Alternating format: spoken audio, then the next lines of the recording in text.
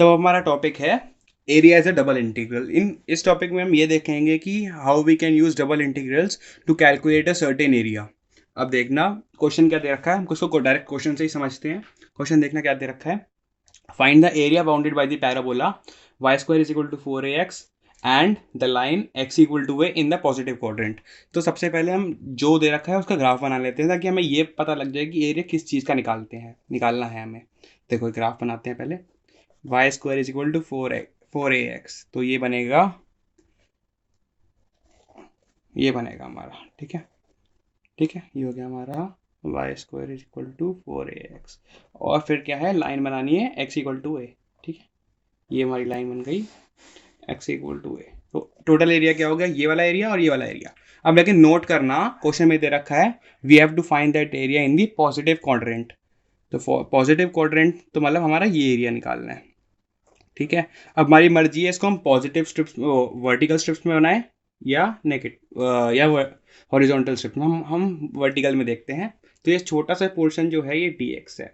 और एरिया किस तरीके से निकालेंगे, तो ये हमारा होता है इंटीग्रल dy dx। अब देखो हम इसको अपने अकॉर्डिंगली चेंज कर सकते हैं। अब यहाँ पे फंक्शन कुछ नहीं होता है, फंक्शन हम ऑलरेडी इसको 1 लेते हैं, ठीक है। और देखो अब यहाँ पे देखो अगर हमें y का ये कंसीडर करना है तो हमें अंदर y की लिमिट्स लगानी पड़ेगी, और अगर dx है तो बाहर की लिमिट्स x की फॉर्म में हो जाएंगी।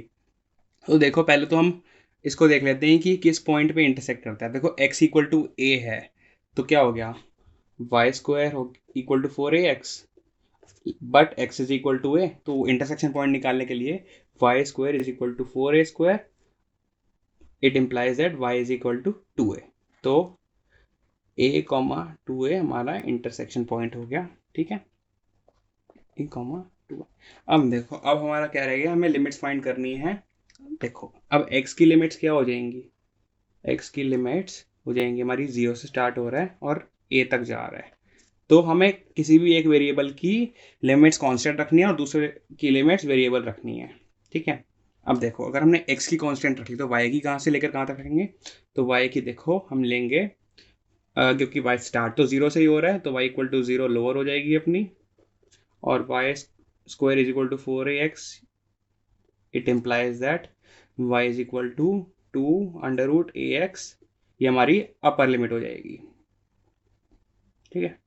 क्योंकि हमें x के टर्म्स में कुछ लिमिट निकालनी है as a function of x। अब देखो x का कांस्टेंट रख दिया क्योंकि x को हमें बाहर की तरफ रखना है, तो मतलब बाहर की लिमिट होगी कांस्टेंट, अंदर की होगी वेरिएबल। हम इसको dx dy भी कर सकते हैं, लेकिन हमें फिर उल्टा करना पड़ जाएगा, हमें y की कांस्टेंट रख के x को वेरिएबल रखना पड़ेगा, मतलब as a function of y।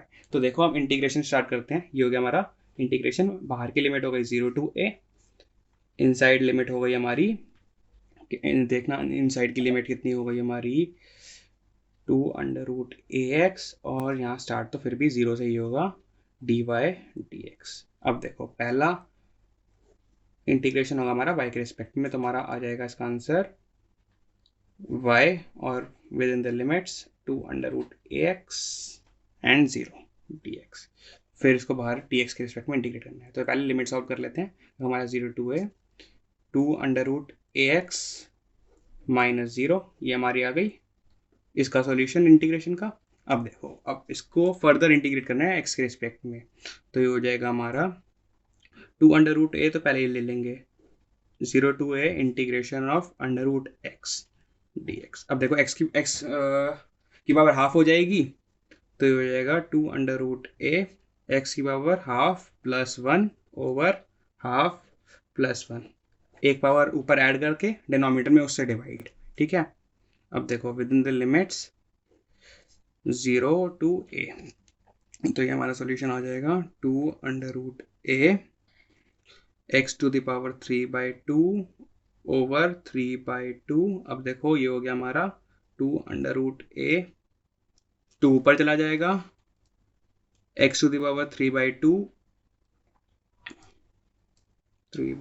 2 और डिवाइड हो जाएगा अपना 3 से।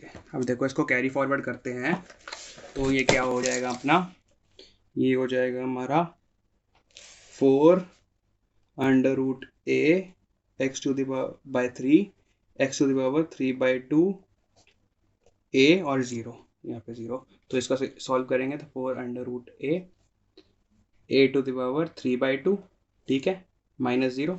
अब देखो a की पावर हाफ है और a की पावर 3/2 है, तो पावर ऐड हो जाएंगी। ये हो गया हमारा 4/3 तो लिखना था।